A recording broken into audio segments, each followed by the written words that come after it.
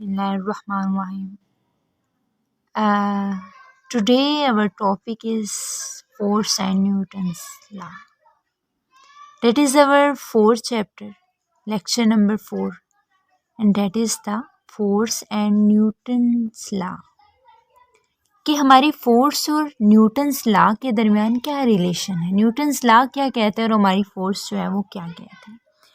सबसे पहले हम ये देख लेंगे कि ओल्ड व्यू क्या था, यानी एनिसेंट पुराना व्यू क्या था. पुराने लोग जो हैं, पुराने साइंटिस्ट जो हैं, वो फोर्स और न्यूटन्स लॉ के बारे में क्या कहते हैं. ओल्ड व्यू के मुताबिक objects tends to stop if they are in motion. अगर हमारा ऑब्जेक्ट जो है वो स्टॉप हो रहा है, रुक रहा है, और या फिर वो क्या है, मोशन में हरकत कर रहा है, then force is required to keep something moving. तो फोर्स की ज़रूरत होगी, हमें फोर्स को चाहिए होगी हमें, ताकि हमारी बॉडी जो है वो क्या करे, मूव करे. We see object stop moving after some time. हम देखते हैं कि कुछ ऑब्जेक्ट्स जो हैं, आप डेली रूटीन में देखते हैं कि ऑब्जेक्ट्स जो हैं कुछ वक्त के बाद जो है ना वो रुक जाते हैं. वो क्यों रुक जाते हैं? क्योंकि उनको जो दी हुई रिक्वायर्ड फोर्स थी वो ख़त्म हो जाती है. तो यहाँ पे एक पॉइंट क्लियर हो जाता है कि objects tends to stop if they are in motion. अगर ऑब्जेक्ट्स कोई भी हैं वो स्टॉप करते हैं तो किस वजह से करते हैं? क्योंकि उनके ऊपर जो रिक्वायर्ड फोर्स लगाई गई हमने वो उसकी कंप्लीट हो जाती है. Force is required to keep something moving. उनको मूव करने के लिए हमें किस चीज़ की ज़रूरत होती है? फोर्स की.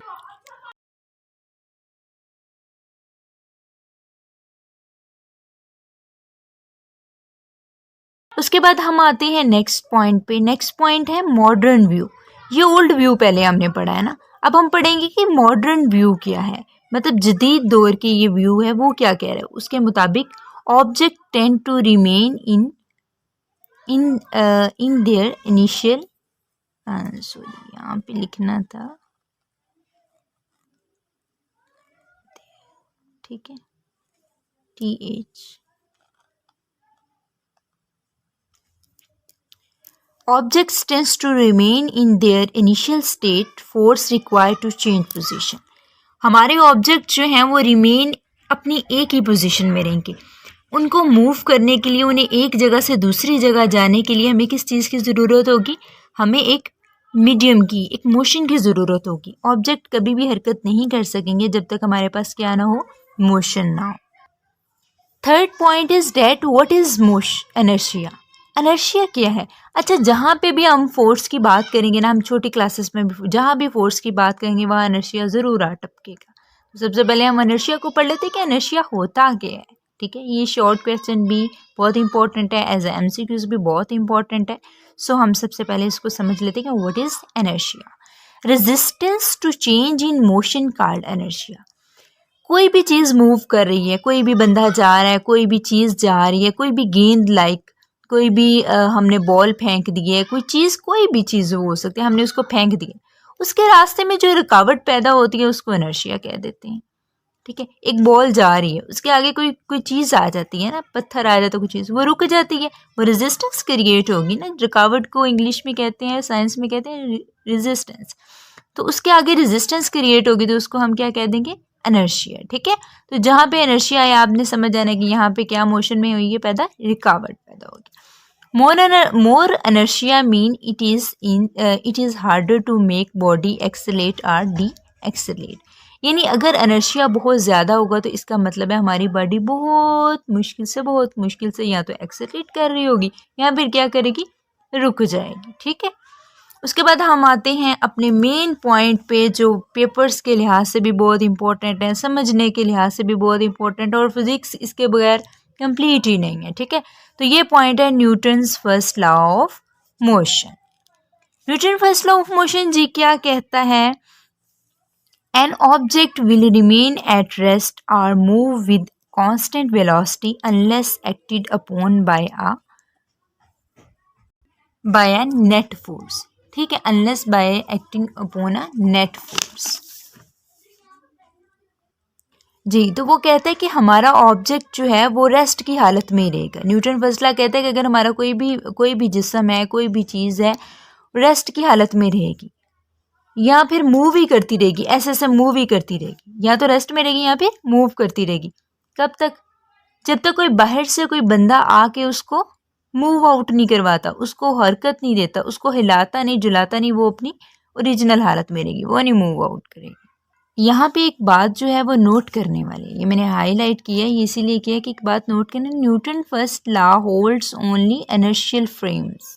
इनर्शियल फ्रेम्स वो होते हैं जिसमें रेजिस्टेंस क्रिएट होती है। हमारा न्यूटन्स लॉ सिर्फ वहाँ पे एप्लीकेबल होगा, नॉन इनर्शियल पे नहीं होगा, इनर्शियल फ्रेम्स पे होगा। ठीक है, ये बात आपने।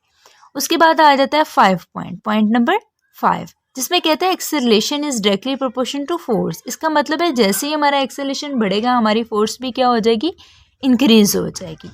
मोर force leads to more acceleration, जितनी फोर्स ज़्यादा होगी एक्सेलरेशन भी उतना ज़्यादा हो जाएगा। ठीक है, मोर फोर्स, ज़्यादा फोर्स लीड्स किसको करती है, मोर एक्सेलरेशन को। ठीक है, उसके बाद आ जाता है point number 6, greater mass of a body harder it is to change its state of motion।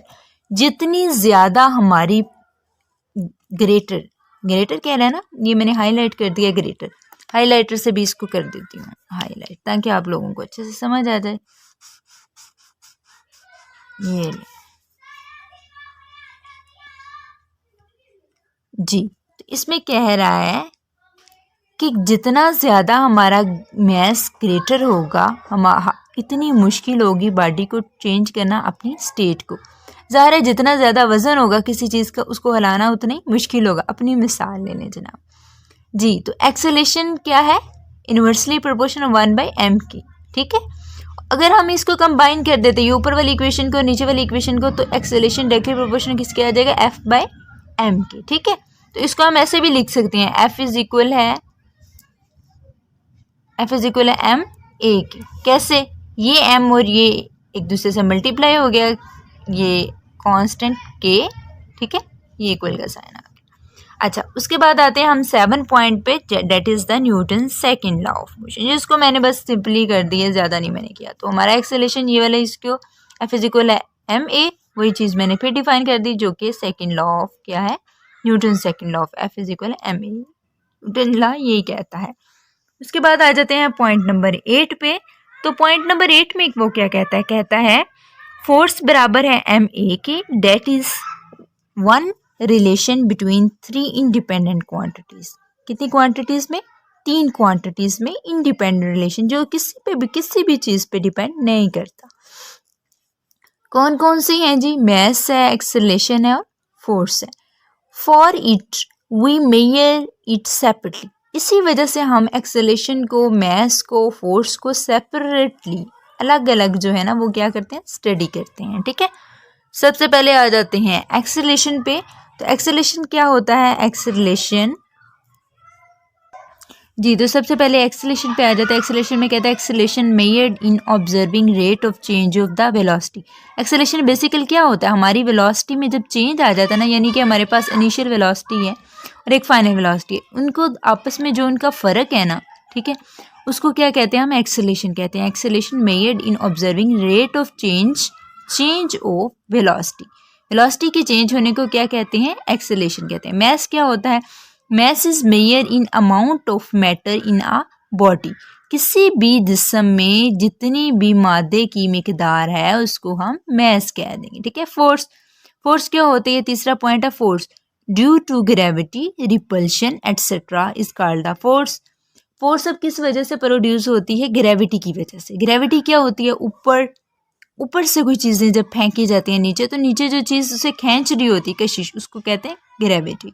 और रिपल्शन, कोई चीज़ जो अपोज करती है, रेजिस्ट करती है कि मेरी तरफ ना आओ, दूर ही जाओ, उसको क्या कहते हैं, फोर्सेस की कैटेगरी में आती है। ठीक है जी, तो नेक्स्ट हम आ जाते हैं अपने पॉइंट नंबर 9 पे, जिसमें कहता है फोर्स डायमेंशंस। फोर्स की डायमेंशंस कौन सी हैं, मैस मल्टीप्लाई एक्सेलरेशन।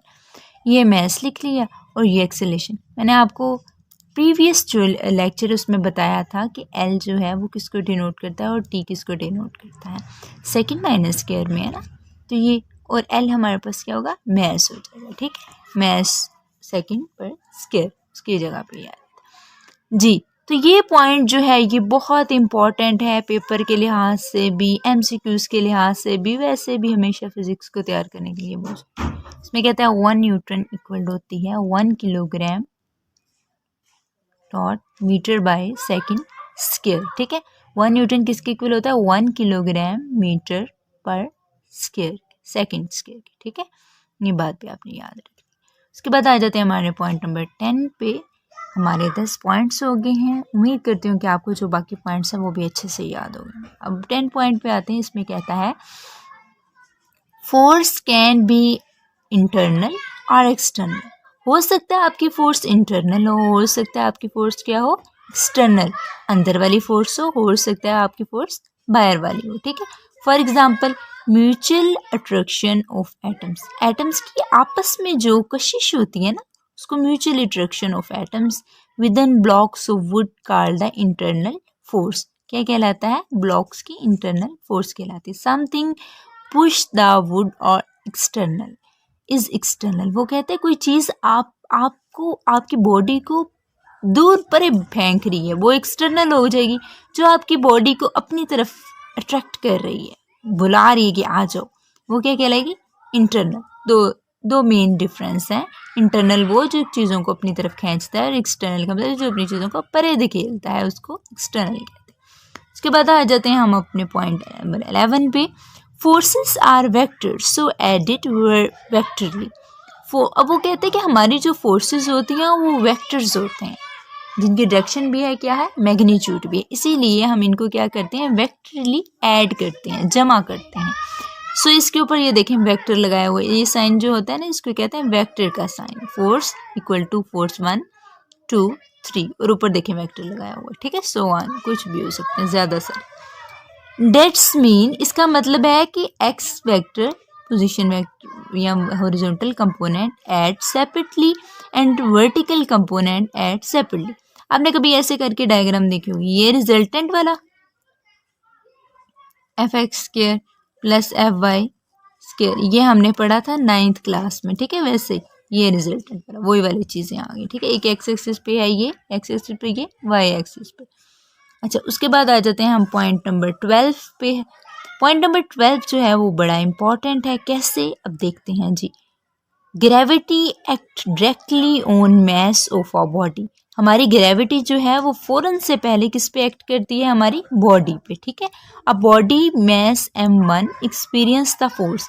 एक बॉडी जिसका मास m1 है कौन सी फोर्स एक्सपीरियंस करती है m1 g1। g इसमें ग्रेविटेशन है, m इसमें मास है और f क्या फोर्स है। While m2 will be f2 is equal m2 g, यानी कि फोर्स 2 जो है वो मास 2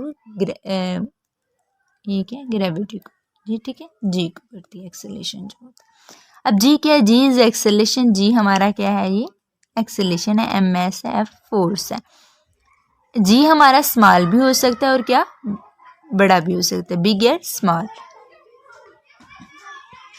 9th क्लास में आपने पढ़ा था गैलीलियो का जो कॉन्सेप्ट है उसमें पिसा टावर उसने एग्जांपल दी थी। ठीक है, तो वो इसमें इसी जी के लिए यूज होती है। उसके बाद आ जाते हैं हम अपने पॉइंट नंबर 13 पे, जो कि क्या है Newton's third law of motion. Newton's third law of motion अब क्या कहता है, for every action there is equal and opposite reaction. Newton's third law कहता है कि कोई भी चीज़ अगर हम उसको मारते हैं तो वो डबल आपको मारेगी। आप खुद अपनी मिसाल ले लें कि अगर आप किसी को एक थप्पड़ मारेंगे तो वो भी अगर आपको एक थप्पड़ मारेगा तो वो उसका रिएक्शन होगा। ठीक है, लेकिन अगर वो 2 थप्पड़ आपको मारेगा तो इसका मतलब वो डबल रिएक्शन होगा। इसी तरह मैं एग्जांपल अक्सर देती होती हूँ कि अगर हमारे पास एक बॉडी है, ठीक है, हमें उसे दीवार जैसे बॉल है उसको दीवार पे फेंका है, वो वापस आ गई है आपके पास, तो जो वो वापस आई है वो उसको रिएक्शन है, लेकिन किस सिमत में, ऑपोजिट सिमत में। आपने तो उसे सीधा भेजा था ना, लेकिन वो वापस टकरा के आई है तो वो ऑपोजिट डायरेक्शन में आ गई। ठीक है, और जब गई थी किस में गई थी, सीधा। ठीक है, तो यानी कि उसका एक्शन जिसमें आपने फेंका और रिएक्शन जिसमें वो वापस आ गया जी। तो हमारा लास्ट पॉइंट जो है वो पॉइंट नंबर 14 है। उसमें वो एक क्वेश्चन पूछ रहा है, कह रहा है if action and reaction always equal then why a body accelerate at all. अगर हमारा बच्चे स्टूडेंट्स भी सोचते हैं, आप लोग भी सोच रहे होंगे कि अगर हमारा एक्शन और रिएक्शन इक्वल है तो फिर हमारी बॉडी एक्सेलरेट करती है, क्या करती है, ऑलवेज एक्ट करती है, all that body accelerate at all. क्यों, रीज़न क्या है जी तो रीज़न क्या है, consider acceleration of a body must consider net force of the body. जब हमने एक्सेलरेशन को कंसीडर करना है तो हमने ये बिल्कुल कंसीडर करना है कि हमारी नेट फोर्स क्या है बॉडी की, ठीक है। तो जिस वजह से आप जो है ना इस कन्फ्यूजन से दूर रहेंगे। जी तो ये हमारा जो था, ये हमारा था आज का 4th lecture, force and Newton's law of motion, ठीक है।